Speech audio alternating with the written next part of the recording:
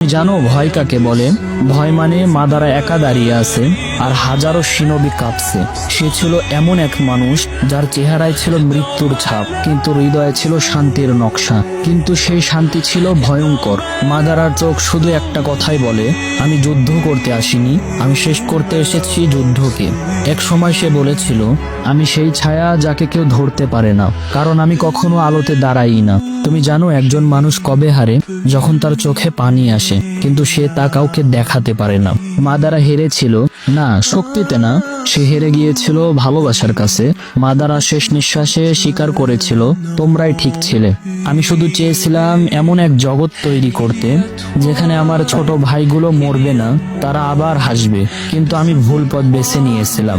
Madara Uchiha আমাদেরকে শিখিয়ে যায়, পৃথিবীতে সবচেয়ে বিপজ্জনক মানুষ সেই ব্যক্তি যে কাঁদে না, শুধু ভাবতে থাকে।